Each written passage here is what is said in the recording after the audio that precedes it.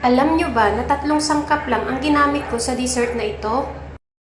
Yung mga sangkap natin dito ay nakikita mo lang sa kapitbahay mong may sari-sari store.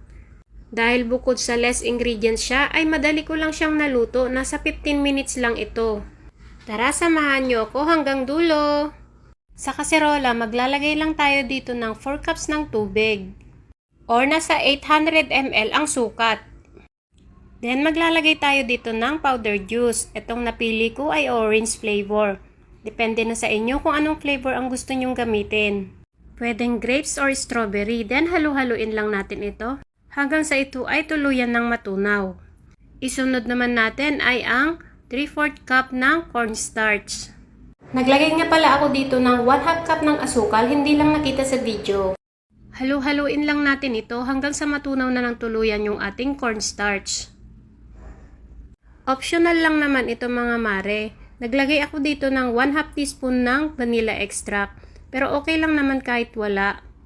Gusto ko lang kasi yung medyo mabango siya. Sa puntong ito, buksan na natin yung ating kalan sa katamtamang apoy lamang. At kapag napansin nyo nang lumalapot na siya, ay pwede nyo nang hinaan yung inyong apoy.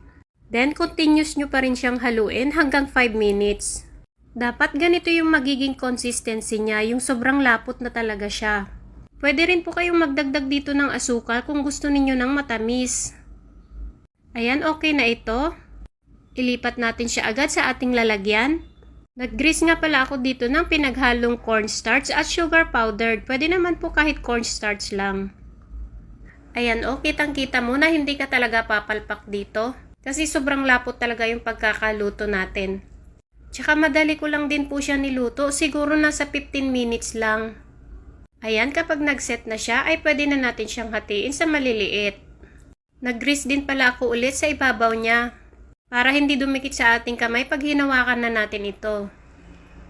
Bali, nasa 45 piraso lahat ang nagawa ko dito. At kung umabot ka sa part na to at nagustuhan mo ang ating dessert recipe ngayon, pwede pong pakipusuan ang ating video. Then